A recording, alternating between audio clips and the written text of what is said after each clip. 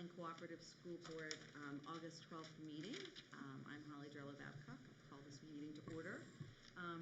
We normally meet on the third Wednesday of the month, but given the current COVID situation, we've been deviating from our normal meeting schedule. All meetings have been publicly noticed.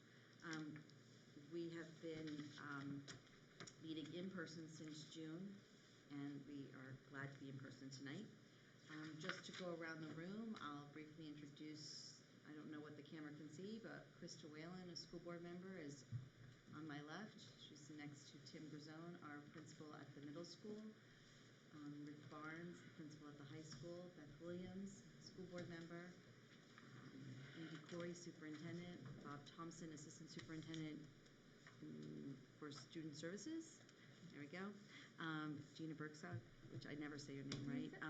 Assistant Superintendent, Curriculum and Instruction. Kelly Seeley, our business administrator, and Cindy Van Conen, as another board member, is also present. And we're waiting on 2 board members and expecting an absent board member in Kate Stoll. I would love to appoint a process observer. Is there anyone who'd like to do that for me? I'll do it. Cindy, thank you. And I don't believe we have any agenda adjustments, do we? No. No, at this point. We'll take public input before discussion. We need to approve some meeting minutes. So I need a motion to approve the minutes from July 22nd with the amendment. Page 26, line 25, correct the spelling of last. So I need a motion to accept as amended. So moved. That's Beth, and then Second. I need a second. Krista, did you second? Did I hear you? It's so far away. Are there any other, these are from July 22nd, so Cindy, you weren't present. Are there any comments on this? No? Okay, all in favor? And opposed? And abstained? Cindy's abstaining, so we've got a 3-0-1. And then I don't have any minutes. I need a motion to accept. She says amended, but I don't see an amendment for July 31st, so I'm going to just move forward. I need a motion to accept the July 31st minutes. So moved. As presented. Second. Beth, second by Krista. And those, we were all present, so if there are no other amendments, all in favor? 4-0. You missed the minutes, Mr. Solon. That's okay. That's all right. Okay. And at this point, I need to, are there any nominations, resignations, or correspondence? I have a few items under correspondence. The first one is a press release, and I'd like to read it. MFI, the leading social impact education innovator, today announced the winners of the academic scholarships for the first annual National Financial Literacy Bee. Hosted by MFI and sponsored by a number of leading financial institutions, the National Financial Literacy Bee was designed to teach real-world financial education skills in a fun and engaging manner to students across the country who are social distancing at home during the extended school closures. The nationwide initiative which coincided with Financial Literacy Month and ran from April 20th to the 24th, drew nearly 40,000 participants. The National Financial Literacy Bee consisted of a 5-part course and an essay contest where students wrote about their financial dreams and how they plan to achieve them. Winners of the National Financial Literacy Bee were selected by MFI and received a total of $20,000 in scholarships. The first place essay contest winner was William Bird, 16 years old, from Hollis Brookline High School in Hollis, New Hampshire, who received a $10,000 scholarship. The winning essay described aspirations of starting a new clothing brand, establishing an orchestra, and exposing underprivileged youth to new musical instruments, and building a family legacy of college graduates to ensure long-term financial stability. I'd like to personally congratulate Williams. I had the privilege of talking to him on the phone. He's just a wonderful young man with tremendous potential, and I look forward to seeing what he does over his remaining time at Hollis Brookline High School. So congrats to William. Yeah, congratulations to William Bird. Mm-hmm. Second, I just wanted to update the board on some of the, what I'll call the regular summer items that we would be doing. First of all, if you've been to the high school recently, you would notice that the road has been repaired. The section from basically almost the entrance up to Jeff Smith Lane, is that the? From Jeff Smith up to the, Right, the bridge. from Jeff Smith Lane up to the top of the driveway has been dug out and redone, as was in the budget. The asbestos has been removed from the middle school, so that project is complete. The lights for the turf field, the bases have been installed, so that project continues to move forward. And also, to the members that were already here, I provided an athletic proposal from Brian Bumpus. I will get that to the people who came in and I might have missed. What that is, as you know, the NHIAA has decided to move forward with sports, and we will be looking at that. So Brian has done an extensive proposal around that. It's not for discussion tonight. We'll get that to you tonight, so you have time to read it over the next 2 weeks. We'll post it tomorrow on the website so families can see it. I want to thank Brian, Ally, and Ron Rupp. It is very well done, and it gives us, just like our reopening a school, a variety of options. In case we can't run a particular sport, there is other avenues for us to look at. I also want to recognize Michael, our athletic trainer. For those of you who don't know, he's been regularly working with our students over the summer. He's done that with appropriate social distancing and all the safeguards in place, and he's just done a tremendous job. And so from an opening standpoint, if we consider sports, I feel very comfortable that our athletes are in good shape, they're well trained, and we're not putting them out there for a risk of, say, this high heat that we've been experiencing or something like that. Brian will attend the next meeting with Ally, and they'll walk you through the proposal and take any questions you may have. And again, I will make sure those members here get copies tonight and get that posted out there. And that is it for my updates at this time. Great, thank you. In terms of correspondence, I just want to state that we continue to receive many emails regarding the reopening and other items, and that the board, all of the board members that I've spoken to are reading them. We're grateful to the community for your correspondence. Many of your concerns and questions will be addressed during tonight's discussion, and we are taking them all into consideration, all of us. So thank you. At this point, I'm going to open the floor for public input. First, I'd like to say public input is an opportunity for the public to comment on a specific agenda item. We accept public comment during the public input portion of the meeting, and once the chair has opened the floor for public input, when you come to the microphone, where is the microphone? Oh, it's over there. I can't see it. So please state your name and address. Please address your statements to the board chair. Please keep your comments directed towards items that are currently on our agenda. Public input is not a question and answer opportunity for the public. We will be noting your questions and comments and may be able to answer some of those questions during the discussion portion of the meeting. We are asking that you keep your comments to 2 minutes, and we'll let you know when you've reached that point. And finally, as I've said the last couple of times, these are emotional, unprecedented, and challenging times for all of us. The board and the administration take the responsibility that we have been charged with very seriously, and we ask that your comments be respectful. So at this point, I'd like to open the floor for public input.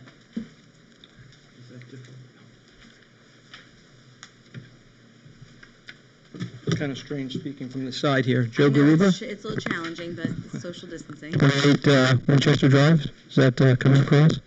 Joe Garuba. Joe Garuba. Yeah. Is the mic working? I don't know. The mic is for the mic is for the camera. Okay. So can you hear the mic okay? Thank you. No problem. So I'm here tonight because I owe it to my kids to do my best to see that they're not required to wear masks any more than is absolutely needed. The school board's own plan that was submitted about a month ago included relief from masks when 6-foot distance was possible. Social distancing requirements were met. Presumably, the change in language to require the mask in addition to social distancing is driven by the teachers. I'm not sure exactly where that's coming from. But I just want to point out that there are many employees throughout the state who are working with the public, and we as a state are managing the COVID risk without a mask requirement. Why must we subject our children to requirements which go beyond what is required of adults in the state? Thank you. Thank you, Joe. Are there any other speakers? Seeing none, I want to make sure that we didn't. 6:15, so you're 6:14 right now in terms of timing. You're right on. I think we're okay. I think, I'm going to close public input at this point, seeing none. It's 6:15 right now. Okay. Okay, so at this point, I will move to the budget and financial update. I'm not sure, I assume I'm getting that from Ms. Seeley? Yes, I'm not handing anything out because our auditors are here right now, so I'd like to wait till they're finished to do an official report. But before I do that, I just want to give you all some good news. We have hired our facilities director, and this is his third day today, so I'm taking him around to tour the buildings and meet everyone, and after 2 weeks, we'll just push him out the nest and let him go.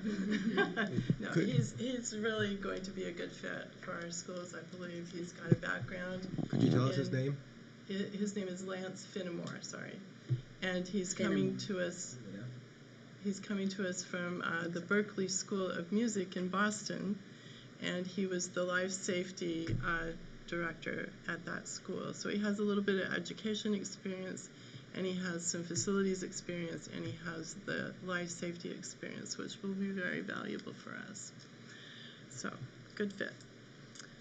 As far as where we are right now, again, as I said, the auditors are here, so this is going to be purely an estimate, but we are looking at about $900,000 to give back to the taxpayers. And when I say give back, that really means reduce the tax rate for them. So, and I can also say that we have spent a few dollars of FY20 money to prepare for the reopening. And it's been sort of a scramble. Can you not hear me, Tom? Not Sorry. real well, but. Sorry, I will talk louder. No, it's the air thing's right over us. Oh, that would do it, yes. Okay, I'll try to talk louder. So we've spent some money, on FY20 money specifically, on reopening plans. And those are obviously including PPE. We want to make sure all of our staff and students have the PPE they need. We've got things coming like the automatic paper and soap dispensers, automatic faucets, toilet flushers. We've got outdoor tents on their way. And I mean, a large number of things that I don't know how much detail you guys want. So we were able to spend some of the money of FY20 and still give the taxpayers back quite a large amount. So if you have any questions, I'm happy to ask. did you have a rough estimate of how much? It's it's less than $200,000, but in that range.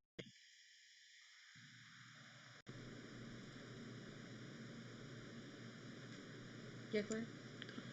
Were there any significant, when I say significant, worth mentioning, chunks of money that wasn't spent, that was anticipated?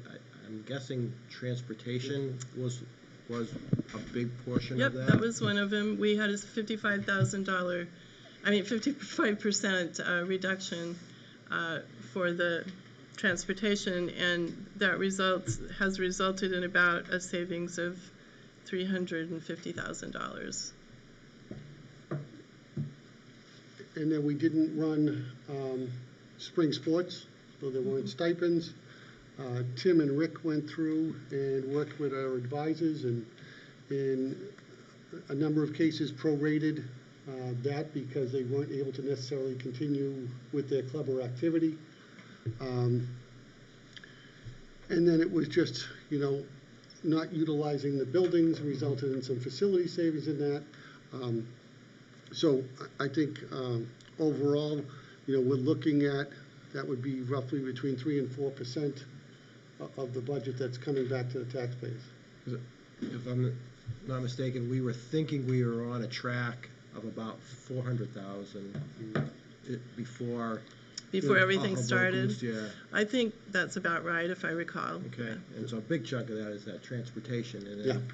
Right, Thank you. right. Mhm. Thank you. And I just want to stress that this number could go up, it could go down, because the auditors will obviously have adjustments, so I just want to make sure everyone is clear on that. Just one other question. Do you know roughly when that will be complete? I usually have that report in October. Thank you. Well, let me clarify, the auditor's report is not till the end of the year, but the report based on their work for the end of this year will be in October. Thank you, Kelly. Tom? Let me know, Andy, if I'm preempting something you're going to get to later, but that 900, in the previous meetings, you had talked about there might be some interest in either using it or prepaying some items. Is this 900 after all those considerations, or is there still going to be a recommendation to pull a chunk out of that? No, that 900 is the number, give or take whatever the auditors say, the number that's going back to the taxpayers. What we are asking for later in the meeting is to slightly increase our unreserved fund balance by about $47,000. Would that reduce whatever that number is? No. No, it's already I factored in. factored that into this. And you factored in funding all of the warrant articles already? Yes. Yes. Okay, thank you. And this year's budget increase was about 600,000 roughly. So people should be seeing a decrease on the taxes. Okay. Are there any other questions for Kelly? Thank you. I'm looking around far, far away. Okay. Do you want to get out of here as fast as possible? Okay, thank you, Kelly. Great. Registration data update is the next discussion point. Who am I Yes. looking at for that? Me. All right, Gina. All right, so I have a lot of numbers here, so I got to remind myself what. We have about 86% across the entire SAU who've completed the registration process, which means about 350 students have not yet submitted registration, so we do not know if they're selecting in person or remote, or if they are planning to homeschool and utilize their own family supplied curriculum. They do need to notify us of that so that we can register them as a homeschool student. We sent out a reminder on Friday to those who had not registered to try to complete the process. We're going to send out another reminder tomorrow morning, 2 separate reminders, one to those who have not completed the process at all, and identifying that very piece of, if you plan to homeschool, please submit a letter, and this is who you submit it to. And then also another one, some folks started the process and didn't complete it, so we need them to complete it. So maybe they've given us updated contact information, but we don't know if they want to be in person or remote. So we're going to send out 2 separate communications tomorrow. But for our numbers here, right now we have 563 students at the high school that state they want to be in-person students. And we have 282 students High school? at the middle school that want to Oh, return in-person students. So that's roughly 81% of those who have responded, but not total percentage. I've only heard from 82% of our high school population as to whether or not they are returning in person or remote. So we still have 18%, 149 students at the high school who have not let us know. I have 86% of our middle schoolers have responded, which means that I have 14%, whatever that number is, who have not responded yet. That number, as I've been watching, it seemed as though that the early responders felt very strong that the students were returning. And then we've seen more remote learning students be registering, in the last day or so. So I feel that some of these are waiting for the final mask language before they can make a decision, which I fully understand. And potentially some have not notified us yet that they intend to homeschool. So How many that's- have said for sure they do want to homeschool in the two schools? for the high school, Well, yeah, remote. Oh, they want remote? Yeah. Well, that would be 19% of 405 at the middle school and 19% of 837 at the high school. 2% of 4, so 20%, so that's 80, approximately 80 at the middle school and 65 at the middle school. oh, so the 82% is 82% of the respondents Of want to those who return? have responded, yeah. I thought you were saying that 82% had responded. 86% have responded at the middle school. That Of they the- want, of, Of the they've responded 86% who have responded, 81% want to return to the physical building. So I have 65 remote learners at the middle school. Sorry, I figured out every possible stat except for the one you're asking for right now. So 26. Hollis. 65, okay. I have 125 high school students who have requested remote learning, And you said 65 and middle school? 65 at the middle school. How's it break down by grade at the high school? 10th and 11th seem to be my bubble years of more folks want remote. Like double the number, nearly. Liz and I have a bet on that percentage in the 12th grade, so we're going to need that number before the end of August, because we're debating what it's going to be, so. Beth has a question. Yeah, just a quick question. With the people, the percentage that haven't, you said you're gonna send out the 2 emails. I've heard from quite a number of families that have struggled with the registration process, and sometimes it sounds like it's a browser issue, sometimes it's actually a technical issue. Has So that kind of- there were yeah. 2 technical issues where the forms just did not appear for that family, that 2 in the entire district. Okay. And I believe those have been resolved, but The other ones, it sounds like when you tell a family, because there's been quite a few that use one browser or another, or phone versus computer, different So things. the app, you cannot complete the registration, so you have to actually go online and log in. Just as all of our elementary families, that's how they access Power School for the report cards. Yep. It's only available online, not the app.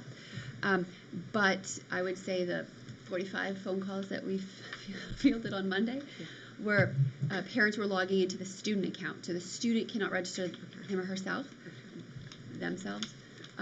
It has to be the parent account. So that was most of, by maybe. far, the biggest That might have been, okay, technical glitch. gotcha.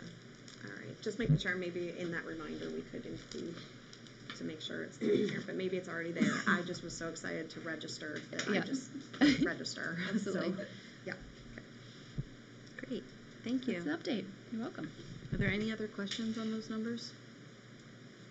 So we're looking at about around 80% in both schools? Yeah. So far? So far. Great. Okay, so the next item on our discussion is the updates to the reopening plan. So the updates were really just the updates to the mask language and the daily symptom monitoring language. As we shared the last board meeting or the board meeting before, we were going to reach out to our advisory group and ask for some feedback, which we did, and then we incorporated some of it, and here it is. It was added to the agenda packet and posted both to the SAU main page, but also to the agenda that was posted where agendas are typically posted on the board It wasn't page. sent to us, was it? It was not sent to you because this language was already sent to you through Holly. So it hasn't changed since the proposal last month? No, I sent you an email with the new language Yesterday. yesterday. But if you'd like a copy, I can get you a copy. Unless I screwed up and didn't send it to you, but I did send it.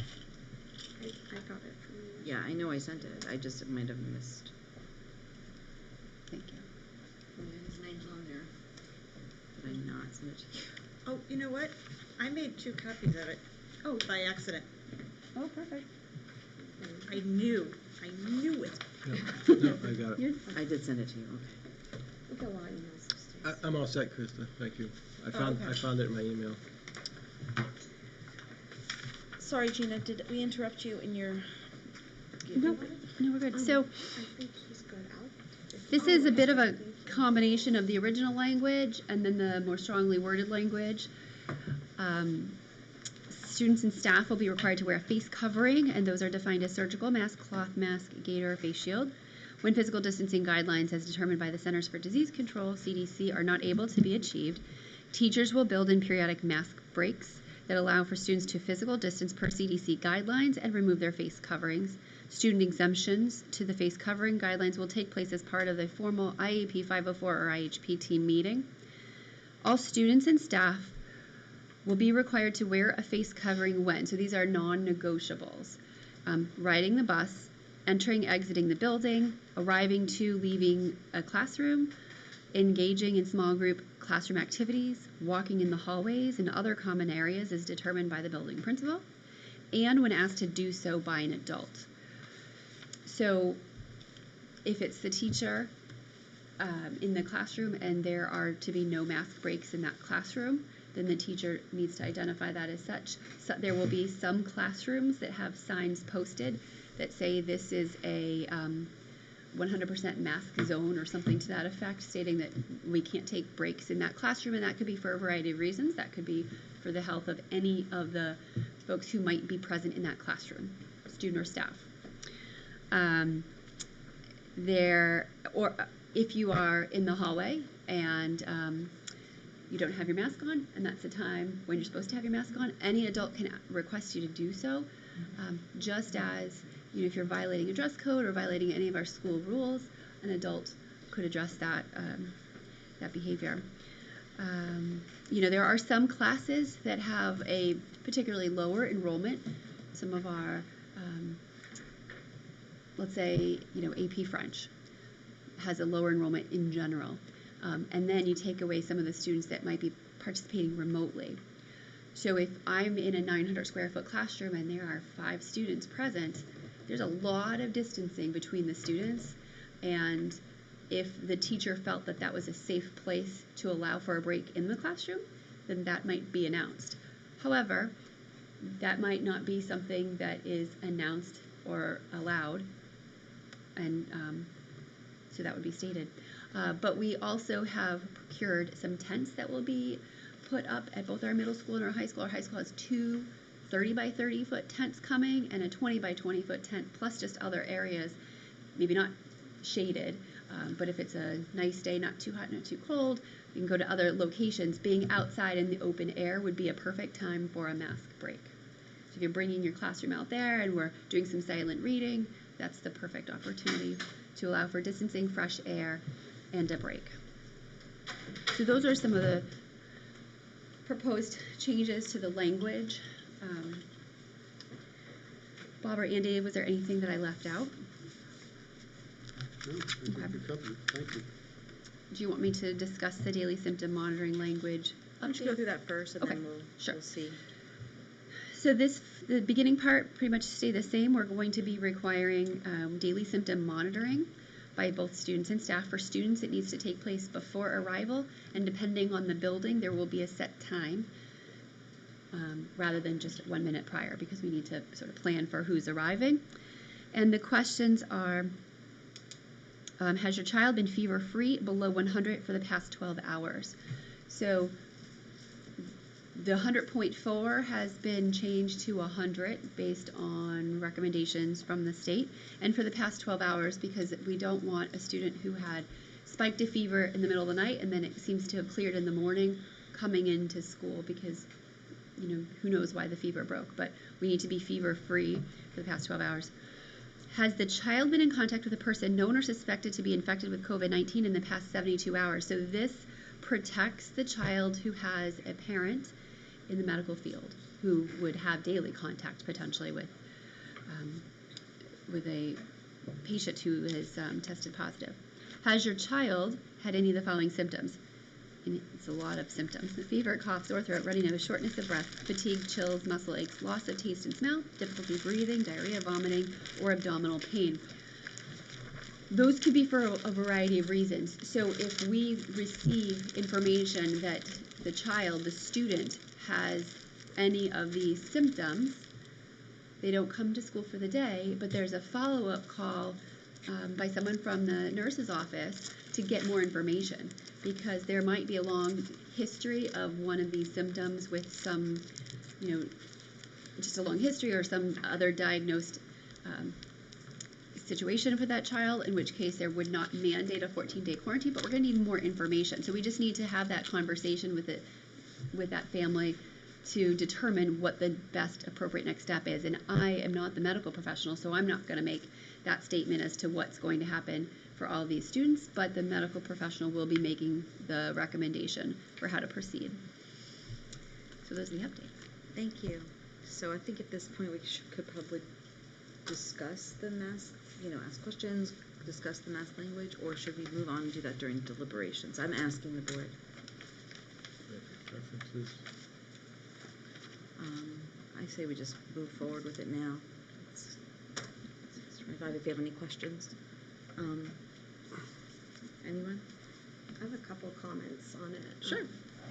I'll start with the super easy comment, because there's three comments. One is under the daily symptom monitoring, and although it's a very small detail, it is something that the advisory crew all really pretty much agreed on, that it should be spelled out as below 100.0, just because 100.4 is the accepted, pretty much universal number, and we're now changing that. So just to say 100, the preference was to make it 100.0, so there's no question about that. So I would really highly recommend that change as well. Told you that's the easy one. The other question, the very last line of, when students are required to wear face coverings, the whole riding the bus, all of those things, that final line that was added.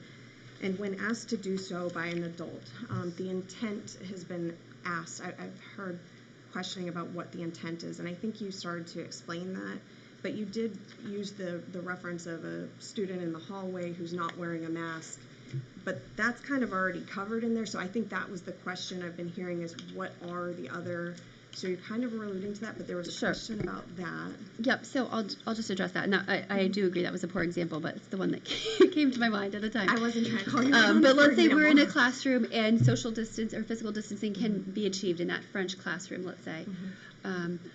We'll go with my favorite. We'll go with the AP chemistry classroom. So there's only 10 students in there. It's a very large space. It's a lab space. I can absolutely get 10 feet separation. But I, as the adult, am saying we're going to keep masks on. And I don't need to provide the reason, because the reason might be something that I cannot share due to HIPAA. So I'm going to ask, we're going to all wear our masks, and there's not going to be questions. Yep, and failure to comply with that is insubordination. Perfect. And that makes sense, and that's kind of exactly what I've tried to explain, that my understanding of the intent is there's question if the, how much wiggle room somebody has to, is there a good reason? Is there, but like you said, sometimes that reason can't always be shared, but the intent is to protect either students or staff, and, you may not know which one. And the last part of that part is just the word adult came up, just because it's a couple of people have mentioned that, should it say staff member, should it, because we have a lot of 18-year-olds in the building, and that's come up, and they are, how do you define adult? Yeah, no, that's a good point. Bullying by seniors? It became like an administrator or a teacher, but then Yeah. what about a paraprofessional? So Right. so Stranger then things it happen, became a long list, and so staff member sometimes also only refers to support staff. So trying to find the word that encompasses by an employee of the school district. I feel like employee, yeah, I mean, the only thing that might not What did you say, cover is- Cindy? Or whoever's adult supervision or who. Well, if I came into the room as the assistant superintendent visiting a classroom, and I noticed that Mr. Barnes over here doesn't have his mask on, and I'm going to ask him to put it on, I'm not necessarily, so there's so many nuances to all of this. I think if you go with the language of an employee of the school district, Okay. that covers Okay. all the adults. It also covers It covers the subs. substitute that Yep. comes in, Yeah. or any administrator who might be in from another Coaches. building. Perfect. I Yep. can do that. Yeah, thank you. That was the other easy one. And then the other one, just, I'm curious where everybody stands. The face shield, the gaiter, we're getting a lot of questions about those, and just, I'm curious where where we draw the line. It's, you know, very intentionally that very first paragraph says, you know, it's required when physical distancing guidelines as determined by the CDC. We're not saying 6 feet, we're not saying 3, we're not saying 10, we're saying by the CDC. So right now the CDC guidance is 6 feet. If that changed tomorrow to 4 or to 8, I feel like our language is protecting that because that's what the CDC has put out. But the face covering part is getting a lot of questions and concerns, and again, it's ever-changing guidance that I just have concerns about. And I think the CDC's pretty clear on the face shield. They're It- not fans. They're not. but There, there's- it's not clear at all. I read it today. Yeah. Somebody sent it to me as emphatic evidence that we shouldn't allow the face shields. And it very specifically talks about children in a school setting who may not be able to tolerate a mask, and that we might ought to allow, that face shields are a good substitute for those children. That language is right there, and it says, like, you know, it's sort of like, maybe not its favorite, but the CDC hasn't been willing to say it doesn't provide any protection, because it certainly does. So, I mean, I think maybe we kind of have to keep, because unfortunately the CDC keeps moving the mark, probably more just to like keep the languages, we're gonna follow the published guidelines. So like if something comes out, I guess something new came out today, well, within a certain reasonable amount of time, you know, might be 2 or 3 days, we're going to make sure we're in compliance. There's gonna be some things that are gonna be easier to, I don't want to use the word pivot all night. There's going to be certain things that are going to be easier to make sure that you meet the requirements, and there may be a surprise along the way that's going to take a little bit of time to adjust. And reasonable people are going to have to give us an opportunity to adjust. And I would argue, bringing us back to like the original guiding documents that we looked at, as those documents get updated, that's when we go back and we review the procedures that we're putting in place, because the American Association for the Advancement of Science did come out with an article about fleece gaiters and their effectiveness. I imagine that when that research is peer reviewed, it's going to work its way into the CDC report, or it's going to work its way into something that DHHS puts out. And so I just think, we have approximately a month before school starts. Our procedures are going to change. But I would argue, working with diverse populations of students, we are going to need some flexibility with face shields when we have students that have speech, deficits or or on the autism spectrum. It may not be ideal from a health and safety standpoint, but we have to balance that with the needs of children, and that may mean allowing face shields. I agree with that completely. I have concerns, but I think it's just important, exactly what you both said, to follow the guidance and make changes as it occurs.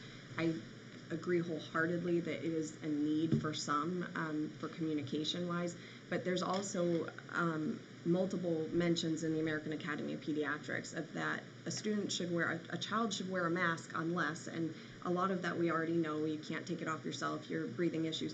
But one of them, it actually clearly states in there too, if a child may touch their face more because they're wearing a face mask than not. And it's just suggesting we don't know enough, but it certainly makes sense in theory. The more you're wearing a mask, and if this individual or child, whoever, can't stop touching their face, they're increasing their risk of transmission by constantly touching. So in that child, if that child could do better with a face shield, it's still some sort of protection, and that's mentioned in American Academy of Pediatrics.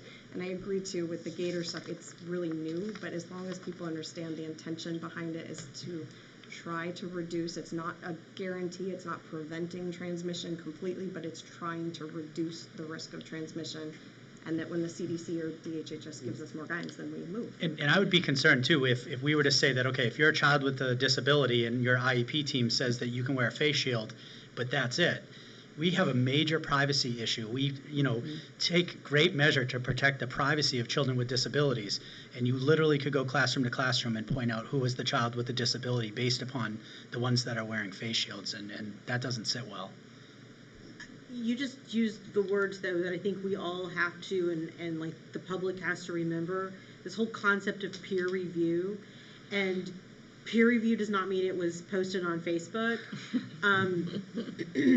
There is so much inaccurate data out there right now regarding COVID, and even the quote peer-reviewed journals are being fast-tracked.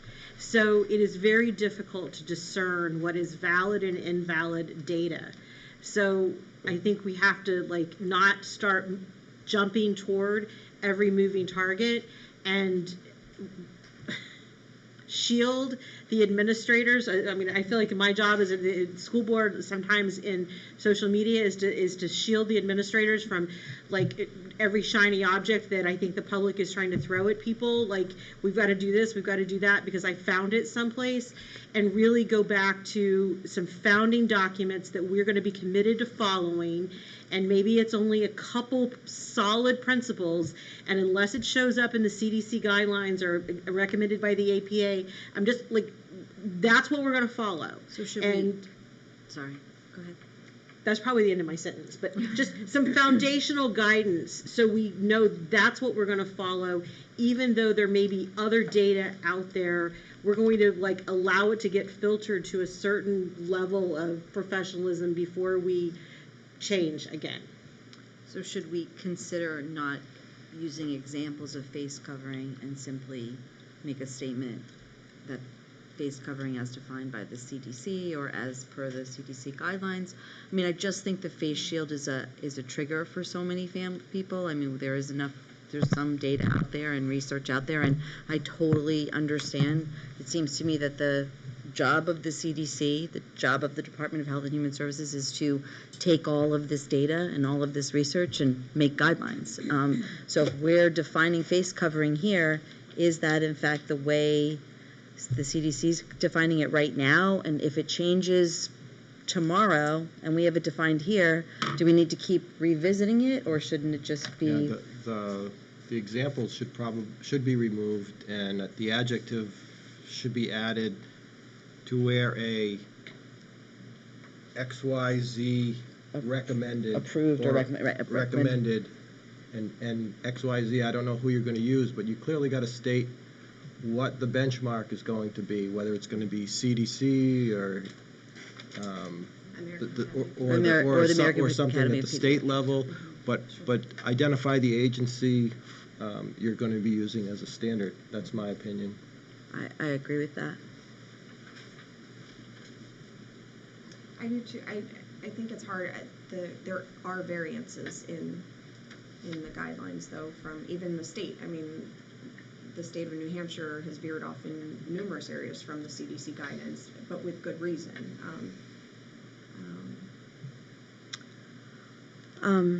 Which guidelines are you following? All of them right now? Like, you're kind of looking at. They have qualifiers, but they have. What would happen if we would? Pediatrics seems to be in line with the individuals that we are concerned with, and making sure that we're all protected and following those processes. So I would say that. I mean, the American Pediatric Association is a great association made up of medical doctors, and their job is to take care of and protect children. So I would imagine that would be. But the only thing is, we're also trying to protect adults. That's true. But on that same token, though, there are means to do that, and that's by physical distancing, seating arrangements, seating charts, wearing an N95. Different people are going to have different risks and different reasons to wear the face covering they wear, and that's just kind of creating that environment where it's supported, no matter what face covering you're wearing. There would be greater flexibility for the administration if we could do the American Academy of Pediatrics, Center for Disease Control, and the Department of Health and Human Services. Because as many people are aware, when the American Academy of Pediatrics came out with their report at the end of June, it was in conflict with some of the items in CDC. And what we did as an administrative team was looking at both of them, trying to manage risk.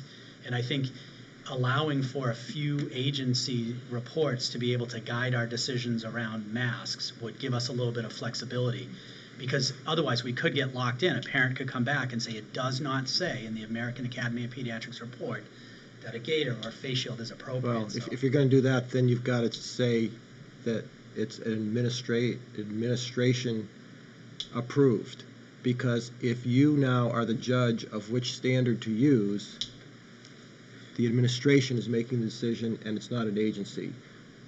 But rather than putting a hard and fast in, whoever that benchmark is going to be, whoever the arbiter is, has to be identified. And what you're proposing, Bob, I'm not necessarily disagreeing with it, but that would create turmoil if you have 3 agencies and they don't all agree. And then ultimately, I think that we have to give the administration the discretion to rely upon the data from a reliable and vetted source, and the 3 that have been described, I think, do that. And ultimately, if they are faced with slightly or contradicting data, they're going to have to make a judgment call, just as they have to do in a number of other ways. And we've trusted them to do for the last dozen years now. If we approve this mass language without specifics, it's not that we don't support the decisions you make. It's that our concern is that literally today there was an article about gators. I mean, and tomorrow we could see an article about cloth masks, and we've heard some comments through email about masks with vents, and we wear paper masks. Like every day something can change, and to live with that ambiguity, we all have to learn to live with that, but to give you the control of that decision makes the most sense, in my opinion. I suggest the language stays as is. I don't. If you have 4 items in there, and it means if any of those get pulled off, you've got to change it. I don't disagree. You want to have to come back to the board and ask them to approve a new policy every time the winds change? I don't necessarily think it's feasible, but right now, all our research talks about those 4. I know there's research out there on gators, because the minute you take that out, we're going to get the questions, again, is a face shield allowed? Is a gator allowed? So what you do is, you clearly, on the website and wherever you want, you say, currently, these are the administrative approved things, and it would allow you to even have it different for different buildings. So if we say it's the administrative approved, you can change with the wind, you just have to be public about it.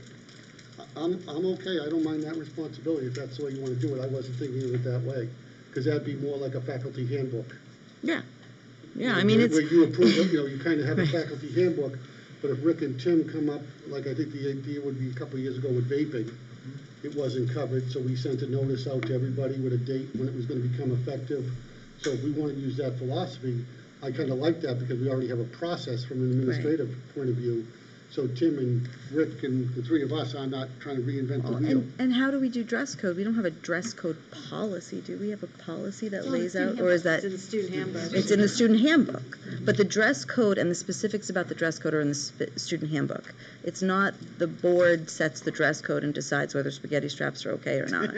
It's the handbook that decides that. I'm asking the question. I don't have the ability to get the policy right now, but It does not say in the policy. it doesn't say it in the policy, so, I mean, it's sort of the same type of thing, put it in the handbook. Administrative. Authorized to issue regulations to implement dress code. What did you say, Tim? This was 2005, November 3rd, 2005, adopted May 21st, 2008. Building principals are authorized to issue regulations to implement a dress code, providing that such attire complies with the health code of the state of New Hampshire, and that such regulations are approved by the superintendent, JICA. Does that also give our campus principals the authority to say when something is inappropriate because a mask has something written on it or an offensive picture or something I that would would think cover? that would fall under. Just making sure. Yeah, Just, the masks The do have to handbooks fall all within address the that. dress I code. just, Right. So what are we saying we want to change the language to? Administrative approved? Okay. I think that would work. Which administrative? Pardon me? Is it building principal approved? Is it superintendent approved? Is it administrative? You don't care? I think ultimately the responsibility rests at the superintendent unless he or she chooses to delegate it. right, because it may be different per campus and especially thinking of our little Yeah, ones. I do feel like when we talk about the mask policy, we have a different situation in grade 7 through 12, than our cohorts in the elementary schools. We have, for the most part, except for the exemptions that you've laid out, I believe that our students at this age are capable of wearing masks quite a bit. And many of our students are working at Market Basket or at the outlets or in a lot of different places, and they're wearing masks. So I think that they are capable of doing this. So it would be great in some ways. I mean, they're going to, if you can have a little differentiation between the K through 6 and the 7 through 12 by allowing you, the administrators, to make those decisions, because face shields may be very appropriate for kindergartners. It may be the thing that, kindergartners really need, especially. But I think that our 12th graders should be able to handle a mask for the most part. Are we exclusively talking about Face coverings. this language in the context of the Co-op school district? Yes. Yes. Then I would ask that and I don't know where this is going. When I say where it's going, I mean where it's physically being placed, but under mask language, I would put students and staff in the Hollis Brookline Co-op school district, so that someone doesn't automatically assume that this is language for all 6 school districts, or 4, however many we've got now, 3? We've got 6 schools, we've got 3 districts, we've got 6 bargaining units. That's what's confusing me. So there are 5 changes? I think it says students and staff in the Hollis Brookline Cooperative School District will be required to wear an administrative approved face covering when physical distancing guidelines as determined by the Center of Disease. The rest of it's the same. And then at the very end, it's when asked to do so by an employee of the school district instead of adult. And then down below, 100.0. Yep. 100%. I also have to reverse the positive negative of the first question. But What do you have to do? we're looking to answer either yes or no to all the questions, but one is framed in the opposite of the other 2. Oh, okay. So you're looking I see. for all no's as responses? Correct. Or all yeses. So, right. Whichever way you write it. Whichever way you write it, but I want them to answer, just click one button rather than have to answer a bunch of different questions. So just the simplest change, the first one, has your child had a fever above 100.0 in the past 12 Of hours? 100.0. And are these Higher. questions going to be part of the plan? Are they going back into the Less than or equal reopening to. plan document like that? You're taking out the others? Yep. Yes. But we are not, in fact, voting on this change. We're only voting on the mass language change, or are we voting on the? Oh, no, both. Okay. No, just language related to face coverings. Do we need to vote in both changes? No, so in the first time we discussed the roadmap, some of the feedback was, what questions are you asking?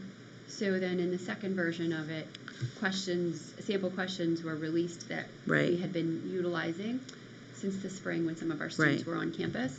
And these are just adjusted to the current guidelines So- that's out. Again, I wonder if these need to be specifically put into the reopening roadmap, because, again, these questions could change. In a week, we could find 3 new symptoms.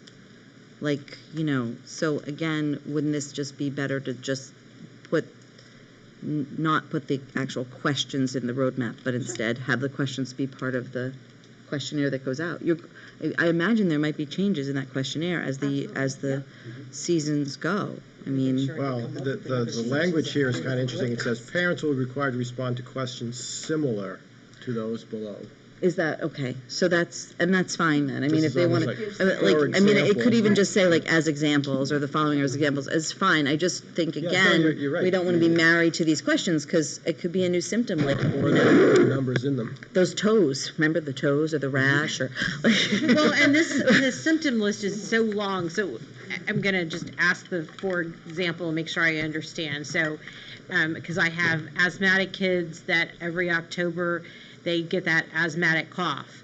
And so, asthmatic kid who fortunately will be in Texas and not here this year, but let's pretend he was gonna be a 12th grader, wakes up and, and I'm like, oh, it's the ragweed. But I have to answer that he's got the cough, so now he has to stay home until I talk to the nurse and say, no fever, no other symptoms, this is how this child acts every single year, then he can be, if the nurse says, okay, because we've always seen this pattern with this child, he can go back into the building? Correct. Could I make a suggestion in that area? And not married to the language, but here's the intent. Has your child had any of the following previously unreported symptoms? So a parent could preemptively say, my child is having this issue, and you've acknowledged it. The goal is allow it to be essentially new incidences or stuff that has come to light, and you haven't yet approved the presence of that child with those symptoms. If you could. It gets a little, your intent I appreciate, but it gets complicated because you can have a runny nose this week and then have a runny nose in 2 weeks from now, and not, if you aren't careful with your language. I understand that, but at the same time, if they have to do this every day, and it's something that they have, then they're never going to get to school, because every day they're going to say yes. And since the answering yes keeps them out for a day, and the next day they say yes again, keeps them out, how do you get past that?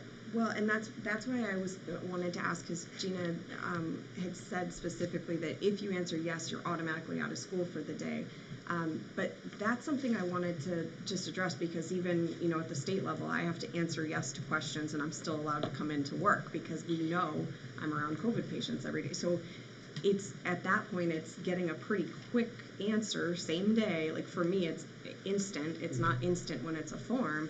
But that would be my argument is with Liz, like if it's a kid that has known allergy and they've talked to, I mean, it's the day of, so we're talking to get an answer. I mean, is there a way for the that nurse? If the student has a history of asthma, there's an asthma action plan on file. Right. There's a conversation likely at the start of every school year. I think for those specific individuals, I think constant communication with a school nurse is going to be really important. Absolutely. There. I'm not saying you have to stand by and wait for the call, but I don't want to. I would not feel comfortable just saying come in and we'll see what happens. Absolutely. Because that defeats the whole purpose of I it. feel like this is something that, again, is a little bit more of a work in progress. I mean, the first week, 2-3 weeks, people are gonna answer yes, and then I think this may need to be revisited as to how the questions are asked. Mm-hmm. Potentially, you might have a case where you have, I don't know if it's even possible, but different questions for different kids. Like, you have students who have, asthma, and I don't know. There's got to be a way to work through this with the nurse. And I think it's our job to trust them to be professional enough and they are professional, to figure that out. I mean, there will be students who have a regular runny nose every day because they have hay fever. And so obviously that child can't stay home every single morning, but I think those are details. The piece we're looking at is, we're saying you can't come in. The nurse is going to get to everybody as soon as they can and answer yes, and then they will use their professional judgment. Because to your point, if this is an everyday thing, and our nurse feels very confident it's not COVID, that student's going to be able to come in. And at some point, maybe not even need for mom to answer that yes anymore, because the nurse is telling you it's okay, but she may say to you, but if you see this, then you need to call me again. So in our discussions with the nurses, we feel quite confident that they're ready for this, and this is something that they're very capable of doing and doing well, because they do it now. It's just, we're just adding a new thing. But they do strep throat, they do whooping cough, they do measles, they do all these things when they talk to parents. So I don't think it's out of their realm that if the nurse talked to somebody at 8:30 and said, okay, they're fine to come in, they give the administrator the clearance, and at 10 o'clock that child is showing up.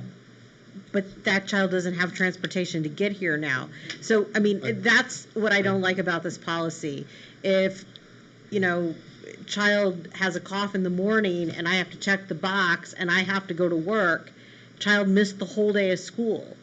And it seems to, I don't know if there's a balance here, but there's got to be some, I just see that this is overly broad, simply because this COVID symptom list has gotten longer by the day. I can't really come up with anything that, it is not included. And kids with school reluctance are always going to have a headache or a stomach ache every day of the year.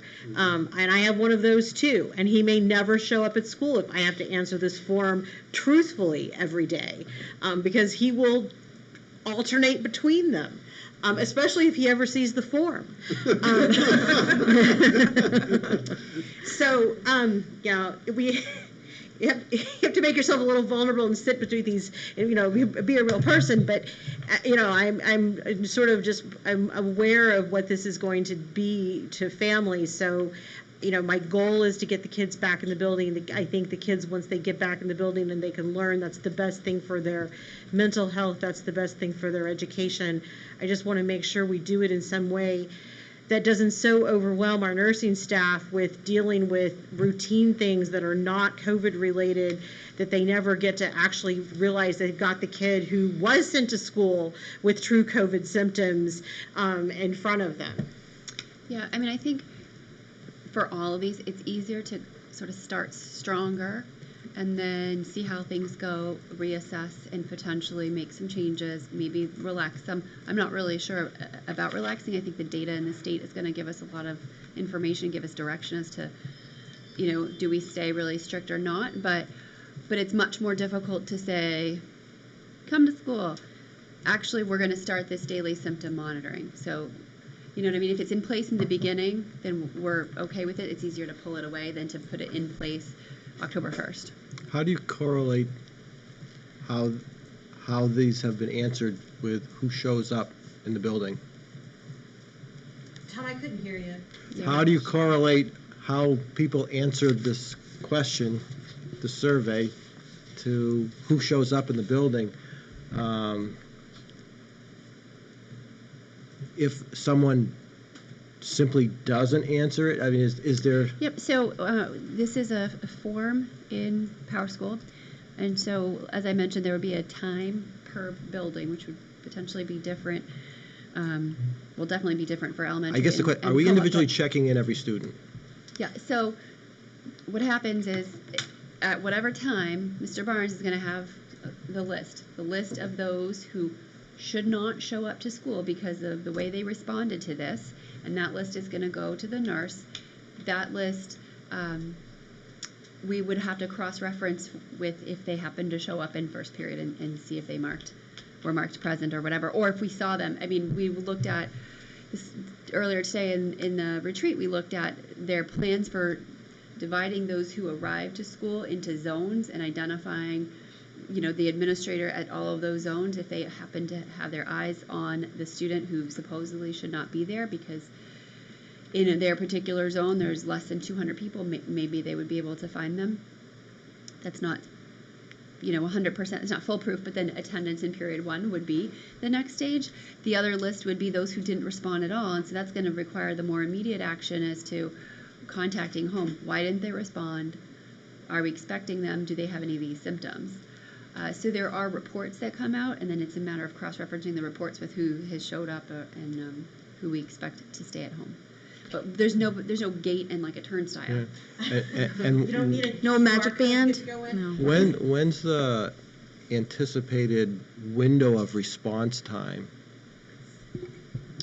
So I just put that out there to the leadership team this morning. You tell me what makes sense. How much time do you need between when those responses are collected and when you can have someone, which one of you will be printing out the report or PDFing I guess the report? when are we potentially expecting parents to complete this?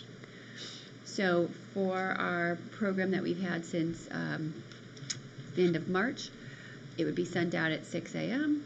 and that had to be completed before 30 minutes before arrival. So with a greater volume, that might be a different amount of time. It would have to be before they would get on the bus, right? Correct. So probably before 6:15 a.m.? Would You that? have to look at the first pickup time, but yeah. It's going to be a difficult and cumbersome process in the beginning. will be, And yep. it's going to take a little while to get to be routine. And there will be parents, I will be one of them, that will forget to fill out the form.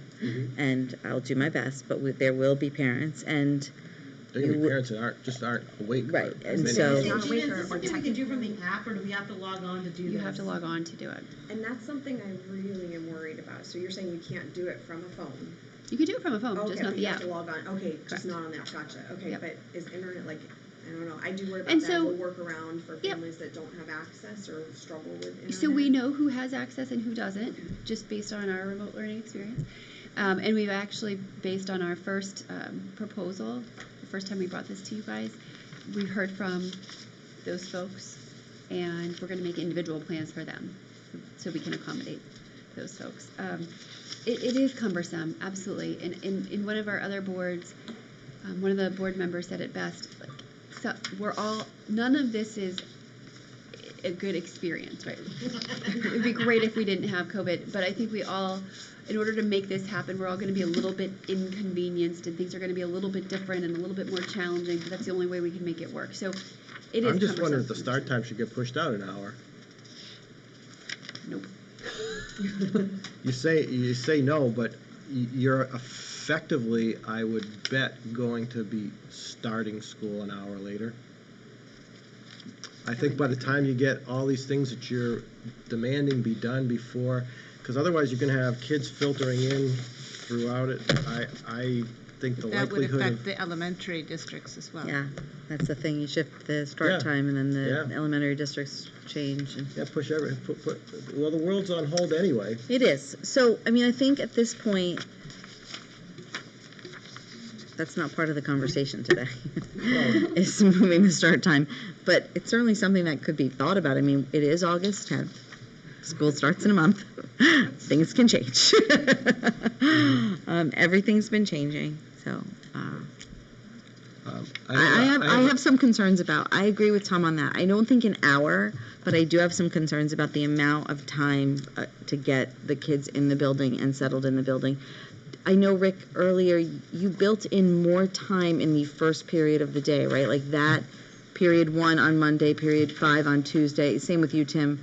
You have rock, right? So you have rocks covers that 15-minute period of like scrambling, and having that rock in that beginning of the day allows the teacher to be like, and the administrator can reach out right away. And so that's a little bit, yeah. So it's Rick you've built in more time in the first period of the day, right? Yes, it's since been adjusted, but when we get to the schedule piece, or if we're there now, I can explain. No, we're not there yet. We're not there yet, but okay.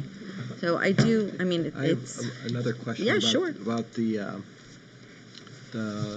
mask policy. yeah, go ahead. I think we're having an open discussion Okay. about the language related to Okay, the suggestions that Gina and Bob have made to change the language. What are your anticipated responses to repeated failure to abide by mask usage? I think it depends on the circumstance. So failure to abide by could be there's some instruction that needs to take place, some behavior changes. It could be insubordination. So I think you have to take it on a case-by-case basis. I mean, there's not a flat-out answer to that. Some students are going to need to engage in some mask toleration. For the students or whomever, not necessarily students, for persons who have special circumstances that prevent them from being able to wear face coverings. Since face coverings, as we're describing them, aren't to protect the wearer, they're to protect the other people. are you going to limit their involvement in classrooms and things and in the hallways so that they are not presenting an unregulated risk to the rest of the population? So, first of all, we're talking about a very small population of students. So when we say that a student with an IEP, 504, or individual health plan, we're not talking about all students with IEPs. We're talking about... I understand that. And for the most part, what we're talking about is, in the absence of a face covering, a face shield. Now, if we were in a position, and I believe that the vast majority of our students will fall into that category, where if they can't wear a mask, they're going to wear a face shield. So let me give you the example of a child that may not be able to wear a face shield or a face mask. Might be a student that is on the autism spectrum or has a significant intellectual disability. By default, given the nature of their specialized program, they're not spending a lot of time in the regular ed environment to begin with. There are other precautions that we can take in the absence of a face shield. We are outfitting our special ed environments and some of our regular environments with plexiglass. So we can position that student, in a way that, okay, if they can't wear a face shield or a mask, that we could provide plexiglass. And there are other measures that we can take as well. Can you protect, say, a para that's working with that student with stronger PPE, like the N95 masks, the Absolutely. face shields? They could be more protected. And when we've looked at, strategically placing plexiglass in areas that make sense, we started in student services with our vulnerable populations of students, whether it's, and in environments where you can't maintain 6 feet of social distancing in speech or occupational therapies in other areas as well. Thank you.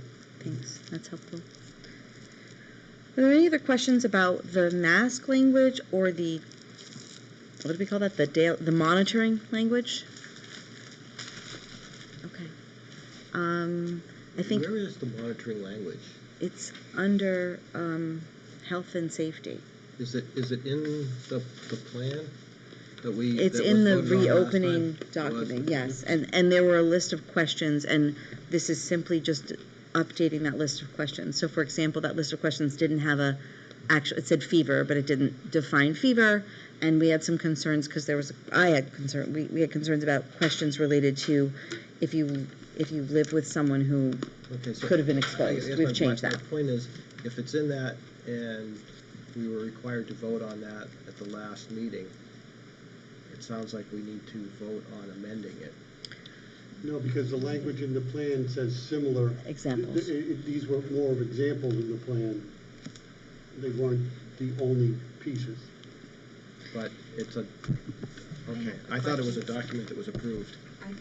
I thought that the intention, I know that at the Brookline district, and I thought Hollis as well, I thought that you guys as an administration had said you were proposing that we approve the plan knowing that language was not part of it, like you were taking that off the table last time. That was that the we worked mask on. language, I thought. Well, it was part of, I thought it was all part of it because it was a section, but.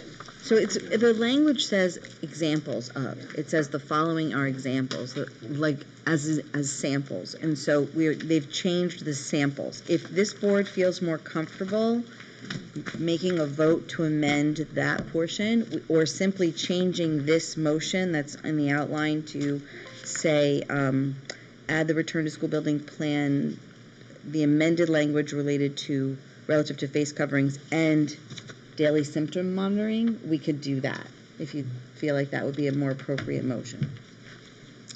It doesn't. Yes, Krista. I'm No, opposed to it either way, so. This isn't related to that. I do have one other question, though. And this is to Rick and Tim. Are you guys going to have discussions with the students, I'm assuming, the first few days about these guidelines and what they mean and how they're going to be implemented, or not you guys, but I mean the staff?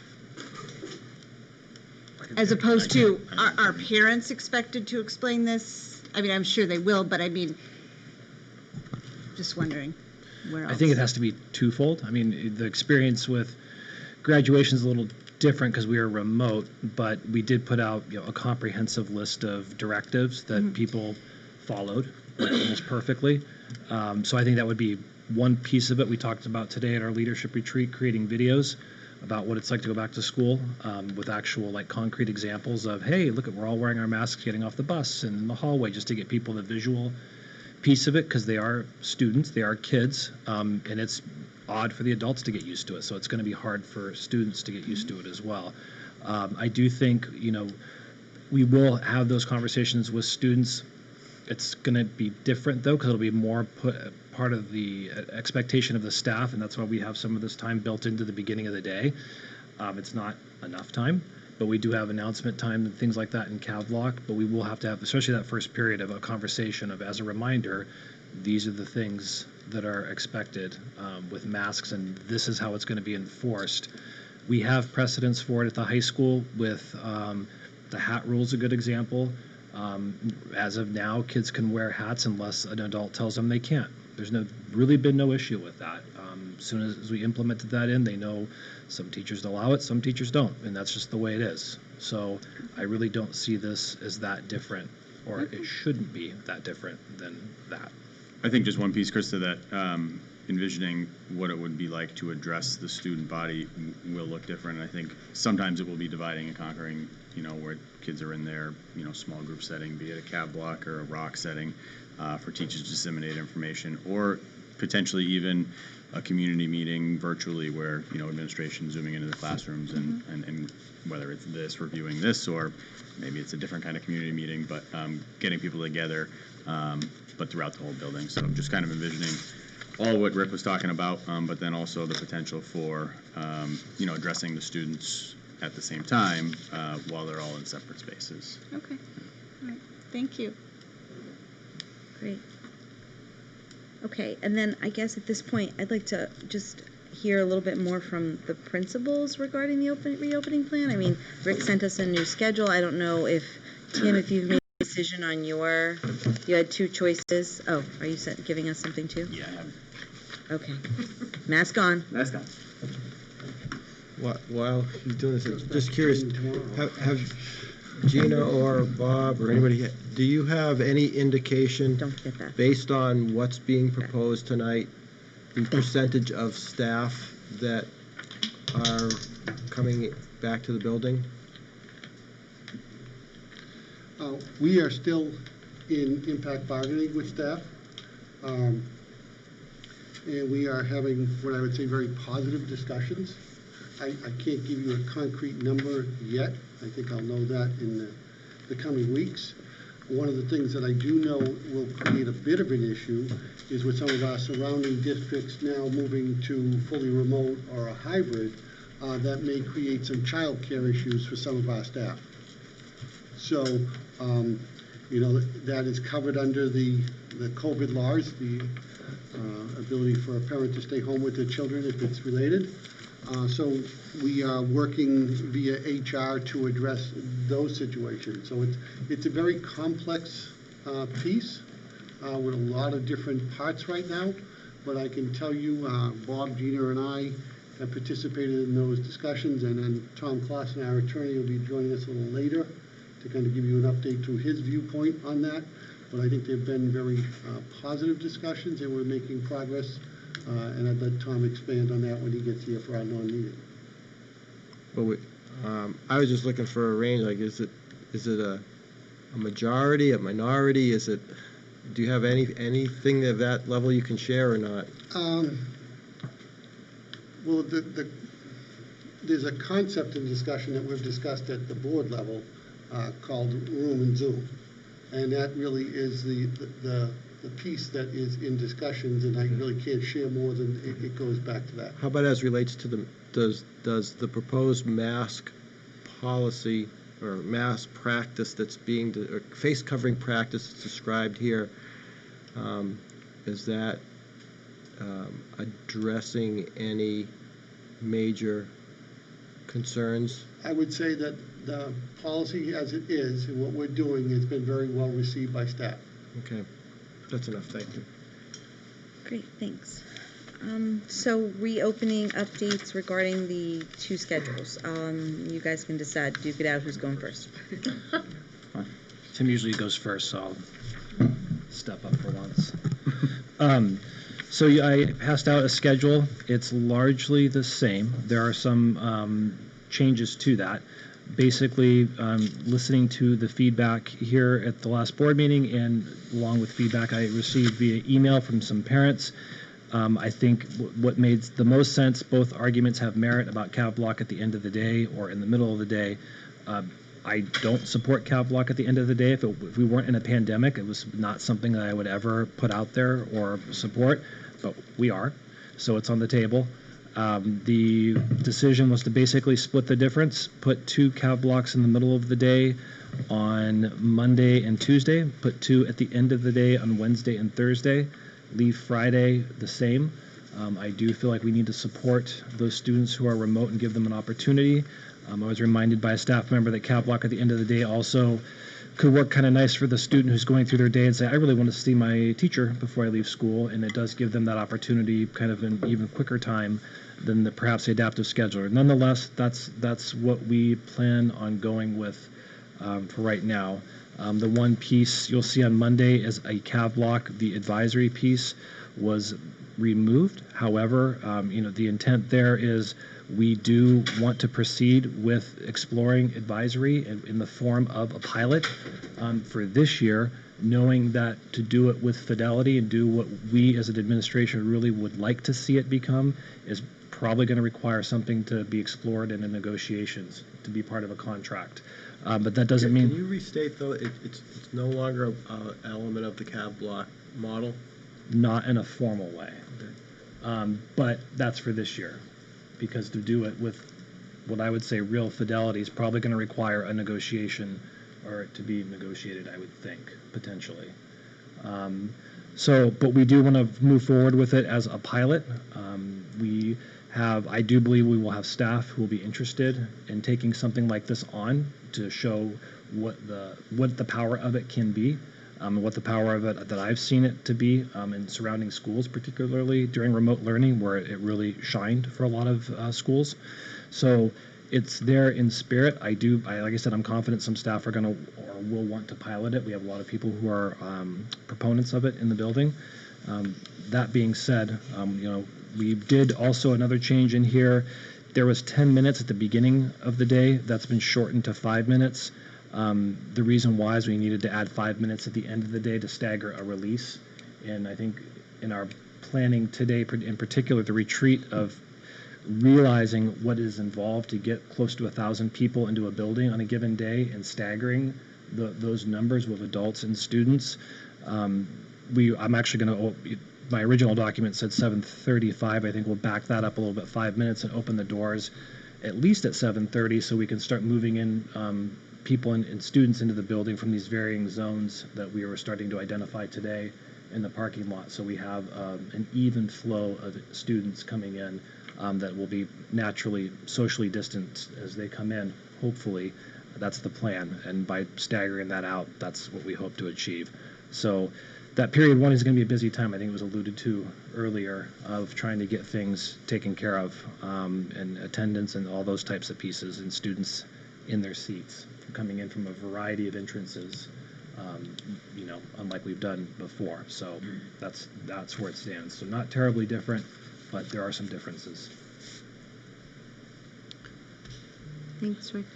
So what I'm hearing, I'm just going to say it, is that advisory would require, in order for us to call Cav block advisory and have every single staff member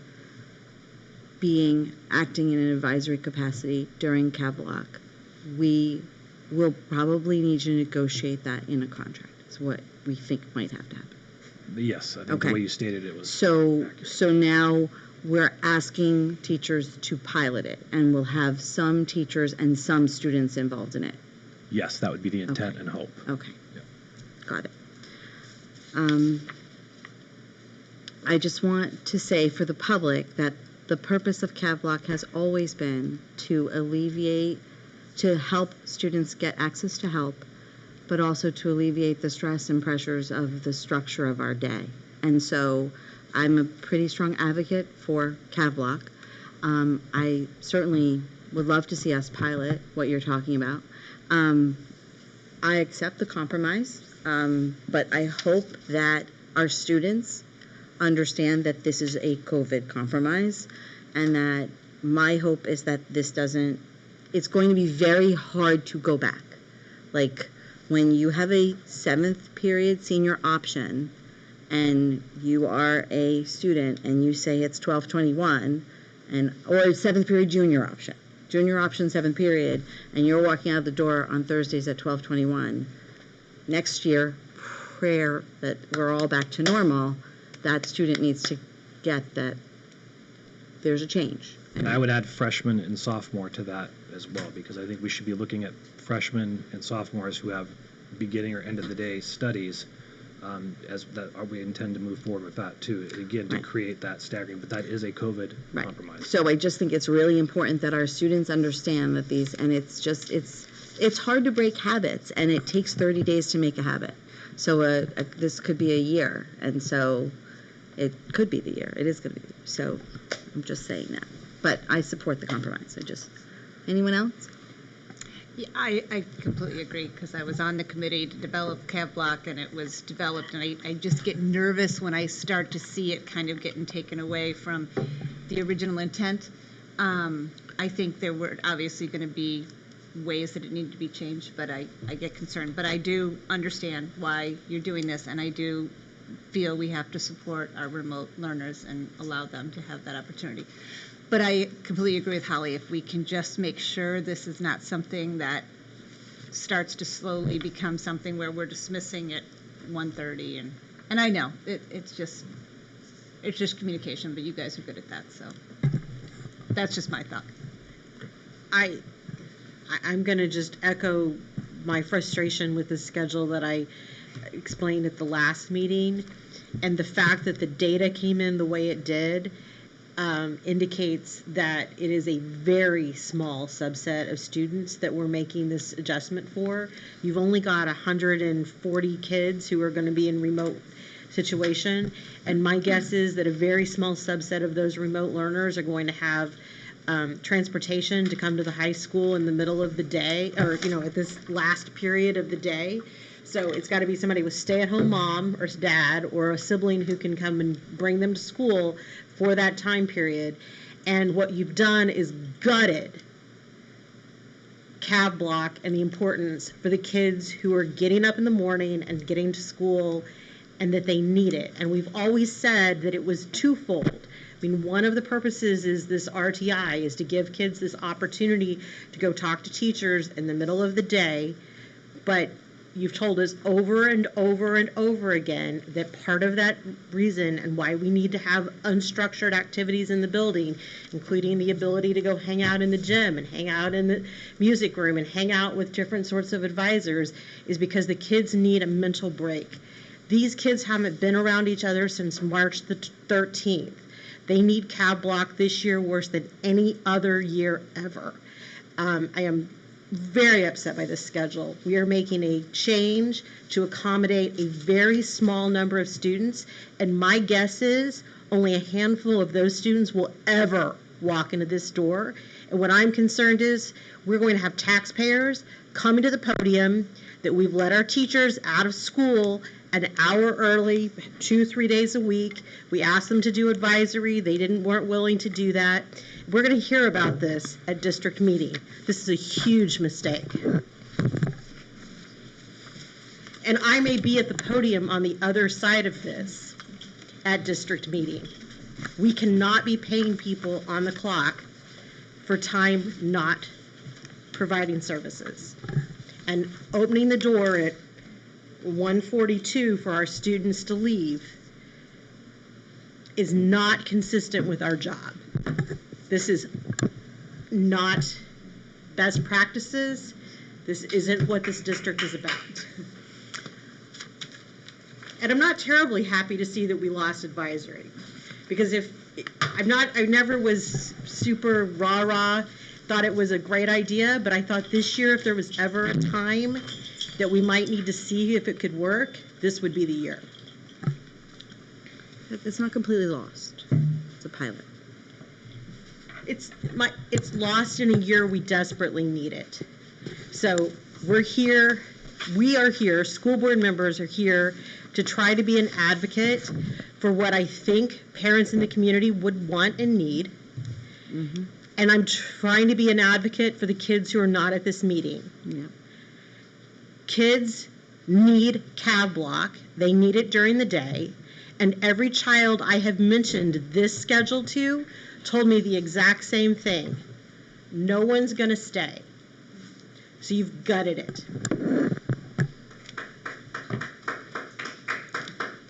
Anyone else? No, I do agree with what Liz is saying.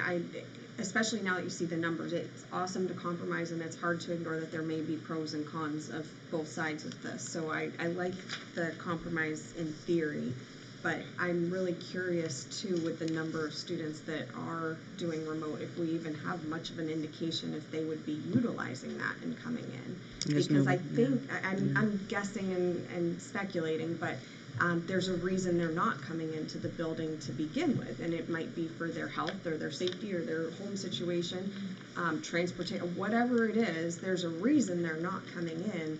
So I'm curious why we would make that compromise when we don't have that data, and I'm not sure that it would impact enough students to lose the value of keeping them. And I do agree with Liz, because I've already spoken to my student, and I know my student, like that's what they look at, is it's leaving early, and that also creates transportation issues for parents like me who have kids on 4 different campuses this year, and the dismissal times are timed right now, knowing how buses work and knowing how parents will often have more than one child, but this does create some issues a couple days a week when you have that. So I very much appreciate the thought behind it, but the more you think about the numbers and what we lose, I'm with Liz on that one. Anyone else? School board? And just take it all under advisement, Rick. Yep, thank you. Yeah. Okay, Tim, how about the middle school schedule? Did you make a decision on? Yep, so since the last board meeting, I did go back and watch myself and present the Google slideshow via recorded live stream Zoom, which was both eye-opening and horrifying at the same time. I was remiss in not mentioning the one-to-one environment that we're going to be asking all students, as Rick had in his, and it was in mine at one point, and the language disappeared when I presented. So students will be asked to bring with them a fully charged personal device. Obviously, those who need one can be loaned one through the district, but that didn't make it into my presentation. Of the two proposals that were presented, I have met with both building level admin as well as the SAU, and in an effort to spread out our lunches as much as possible, we opted for the ABC lunch format, where groups will be divided up during their 5th or 6th period class. There is a typo on this particular page that I handed you guys. On Wednesday, dropping 1 and 5, the periods are just there's just a typo in the periods there, but the numbers are all accurate. And we did opt for the 3 lunches on Monday through Thursday, and a grab-and-go model on Friday, where students who need to grab lunch can do so by grabbing a to-go brown bag lunch on their way out, whether they're taking the bus or being picked up by a parent at the end of the day. So trying to minimize the amount of time students and the number of students in any given lunch at the end of the day was our intent. So we did opt for the second schedule proposal with the 3 lunches on the 4 block days and the grab-and-go model on Friday. Thank you. As Rick mentioned earlier, we are in the process of devising our arrival and dismissal procedures, which I alluded to more the dismissal procedures in my presentation, and today at our in our leadership groups, we were coordinating both with the middle school and high school procedures, which are still forthcoming, but starting to fine-tune what that will look like in the mornings for parents dropping off or for students who are taking the bus. I do want to mention a potential scenario where we have our Monday through Thursday block days and our Friday skinny day. There will be weeks, as an example, maybe that first week where there's not the 4 full block days, where we may run just a one-off, like 8-period day, to allow for all classes to stay balanced with minutes and everything. So that schedule is not represented here, but something similar to our current Fridays where there's all 8 classes meet. And that's it. Thank you. I have one question. I think this might actually not go to you guys, but I did receive it as an email. When we say September 9th is our opening day, are we planning an orientation day for 9th graders and 7th graders? Is that the opening day? Is the September 9th just for 7th? What's the deal? That's a good question, because I had that question earlier today myself. So the intent, the plan right now, and I think it goes back with some of the discussions that we've referred to before, is to have it on the 8th, as we would under normal circumstances. It would be less actual time because we don't have things, I don't think we need to put things in there like lunch or Right. activities, fairs. There's other ways to do that. The intent is to give these students an opportunity to actually set foot in the building on their own time and find their classes, which is even more important this year than it is every other year. So we are having those discussions. It just has not been finalized yet. But that'll go out to families probably. Okay, that's As fine. early as their next newsletters. Great. I have a question. The Friday, the remote learning that's on both of the schedules, are the kids leaving the school and then going home for some sort of remote session on Friday afternoon? It's collaboration between the remote learning, like we're taking a look at the curriculum. That's all teacher. It's teacher collaboration, Sorry. yeah. The remote, but the Yeah. language on both of them, when it said remote learning, I was like, really? Are there supposed to, the kids are Yeah, supposed yeah, to no, go no, home and suddenly It's pull their remote learning laptops teacher. back out? PD, No, yeah, it's PD, professional development on how to teach. Collaboration. Kids' day is done when they Yeah. leave. Okay, Yes. got it. Thank you, Teacher Jan. collaboration. And just to follow up with both of you, so I don't know if the middle schoolers have received their schedules yet, but the high schoolers have. Are we anticipating some changes? I mean, you always send the schedule out as a tentative schedule with potential changes. Are we anticipating schedule changes, or is that a? So I think that's something we're going to talk about tomorrow. We're going to see what the impact will be. I would imagine there certainly could be some shuffling when you're talking about 20% potentially of students staying remote. That could adjust some sections. We just don't know how until I actually see who. And right now, it sounds like you guys are meeting as leadership teams to like kind of finalize schedules and finalize dismissal plans and arrival plans. And once that's all final, you'll be sending that out to families and Yes, in detail. and sooner rather than later. With the caveat that we all know that this is all, the word plan is no longer a word in the English language because we all had lots of plans for 2020. And I was supposed to be at a college graduation in May and that didn't happen, so, okay. Are there any other questions or comments on the reopening? Go ahead, Beth. Sorry, it's a quick question, and it's okay. not directly related to the schedule, but something that Tim said. I wanted to just clarify the thought or intent behind something, though bringing your charged one-on-one, device. I've had a lot of questions about, are you just going to have all students sitting at their desk staring at a computer all day, which of course my answer was like, no, I don't believe that's the intention. But also, that coupled with paperless, and is paperless truly paperless, or is it just, and my answer to that I hope was correct too, to say not completely, it's just to minimize, everything we're doing is to minimize the risk of exposure. So no, you're not going to be sitting behind a computer for the entire 7 hours.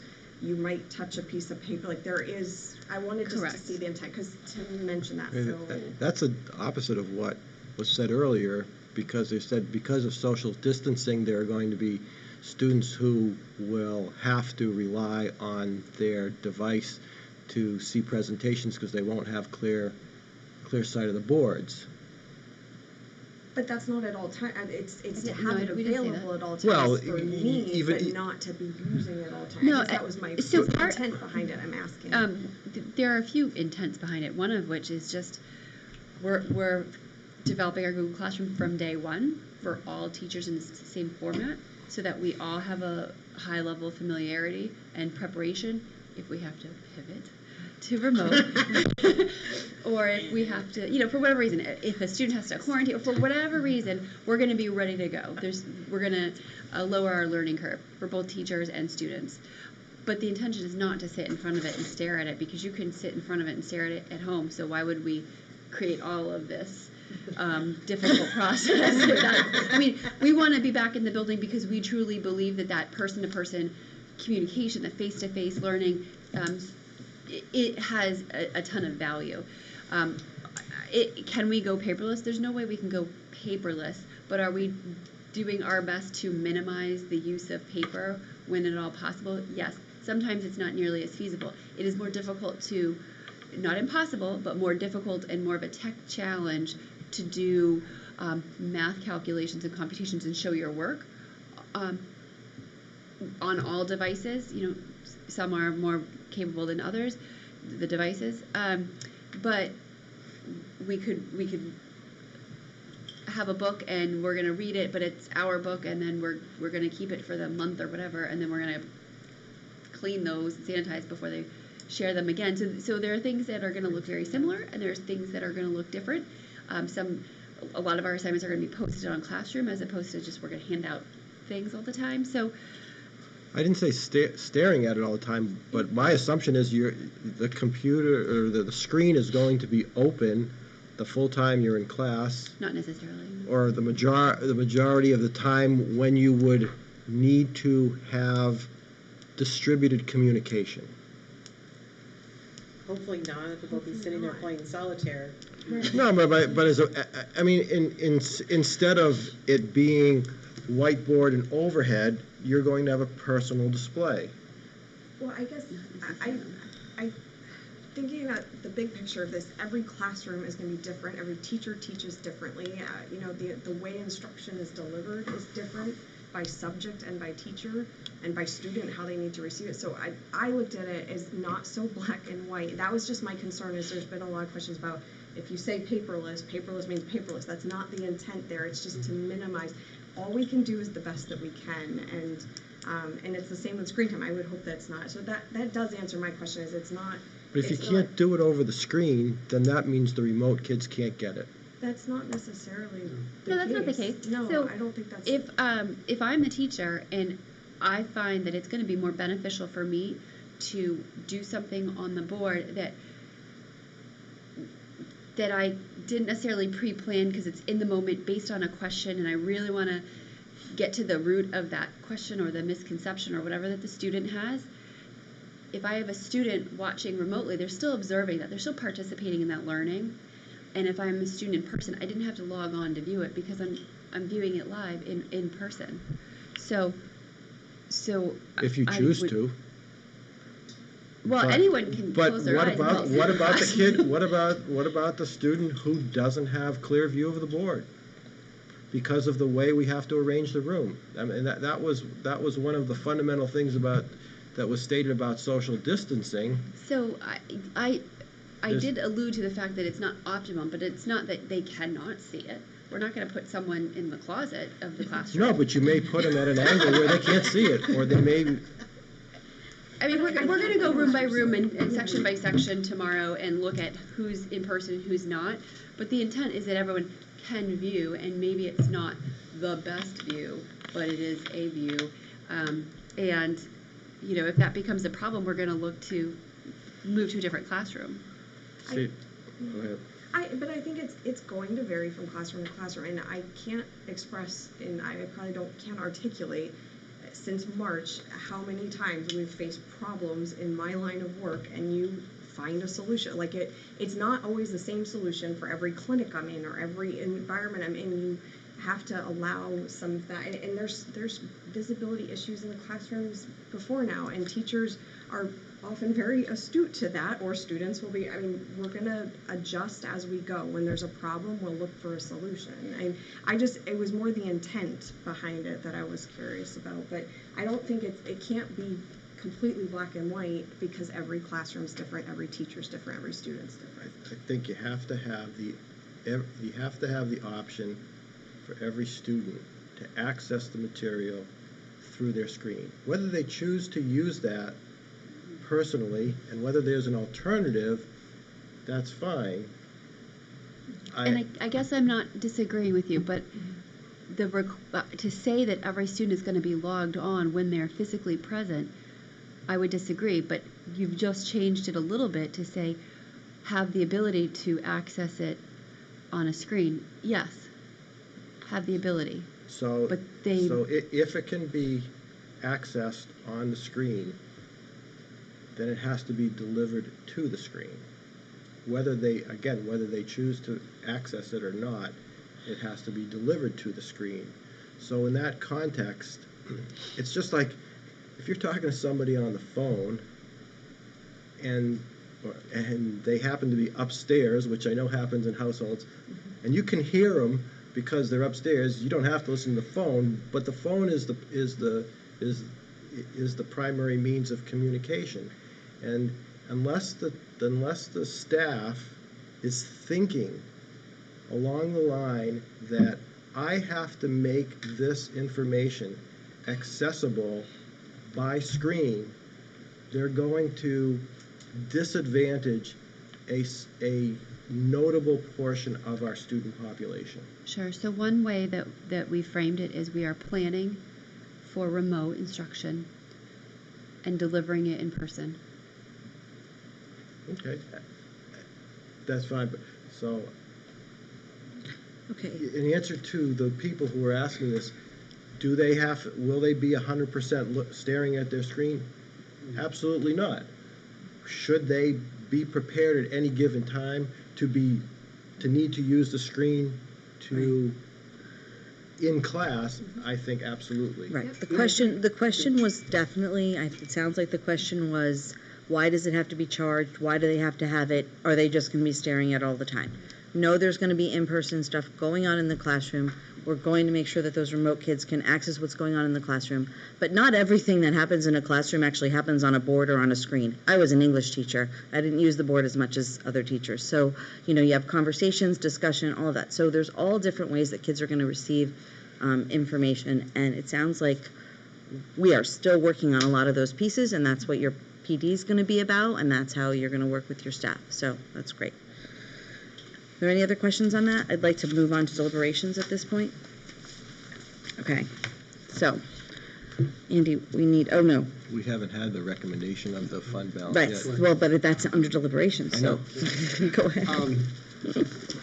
Traditionally, at this time of year, I make a recommendation regarding the unreserved fund balance.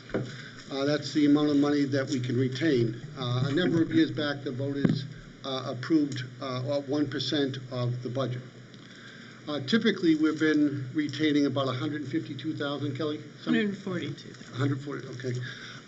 This year, we're asking to go to the maximum because of the unknowns around COVID.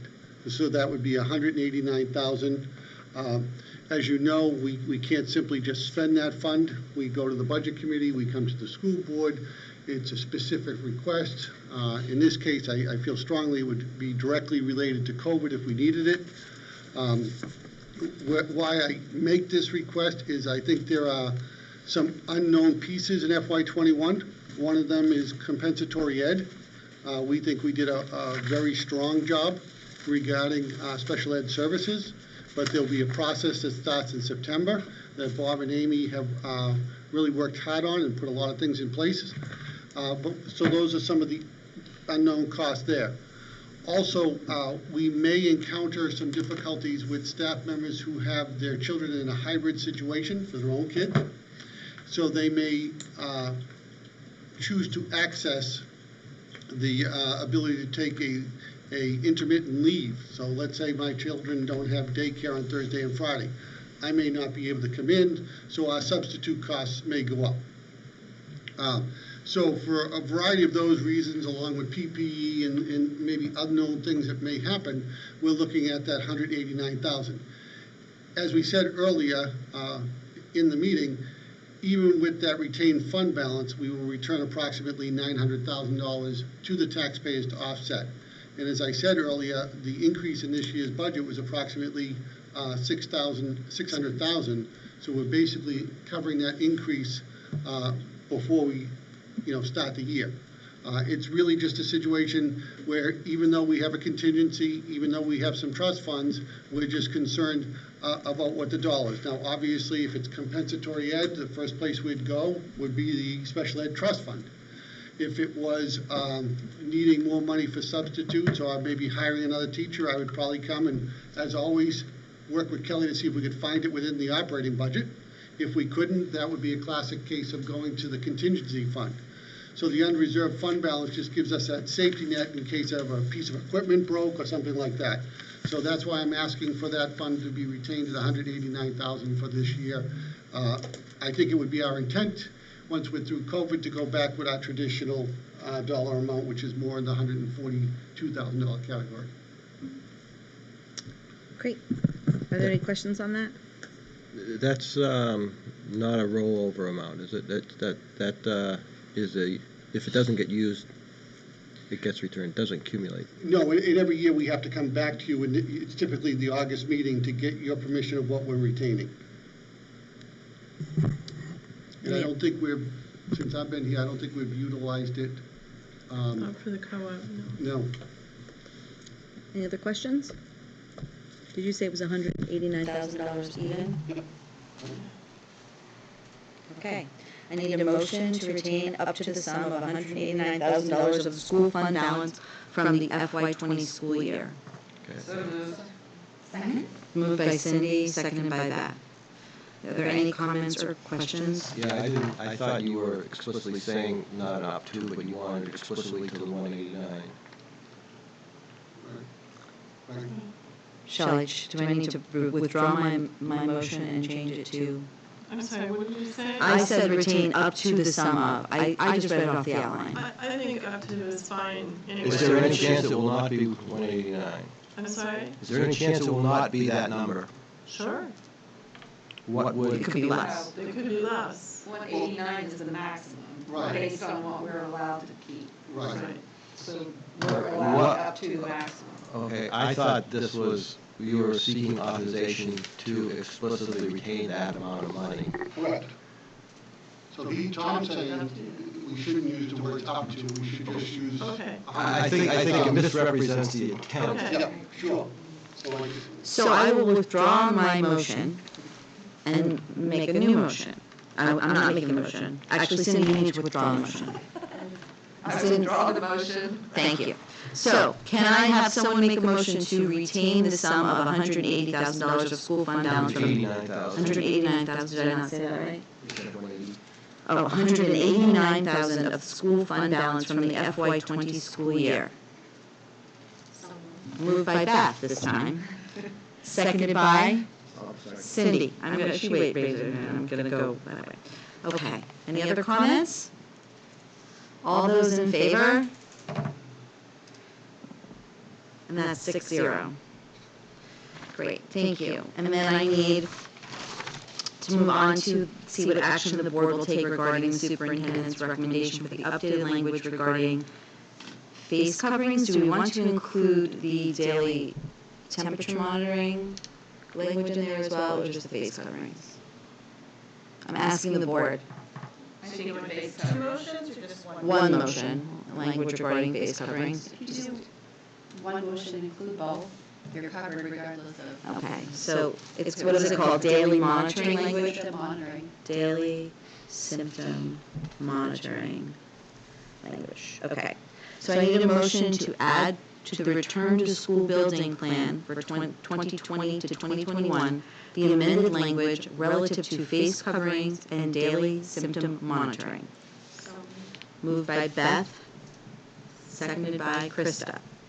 Any other comments, further discussion? All those in favor? 5. Opposed? 1. Okay. All right, at this point, I need a report out from, thank you all, by the way. Report out. Do we need to approve anything No. else? Report out by the process observer. We were ahead of schedule until we got to the updates of the reopening plan. And we had approximately hour discussion on face mask and the reopening plan, which was needed for the public to know. So I think that we did pretty well considering it's a hot topic and there's a lot changing daily. And we are 53 minutes off. Thank you. I'll write that down. Okay. At this point, I need, is it, Do we have a non-public? yes, is it A and C? Or is it all? It's reputation, so C. C, okay. So I need a motion that the board by roll call go into non-public session pursuant to RSA 91-A:3-2C to discuss a matter which, if discussed in public, would likely affect adversely the reputation of a person other than a member of the body or agency itself. I thought we were in a non-meeting instead of a non-public. We are going into a We have that. non-meeting, but we have a That's a separate non-public first. And then I need a second, Beth. So I need a roll call vote on this. I'll start with you, Liz. Liz, I. Krista, aye. Beth, I. Tom, aye. Holly, aye.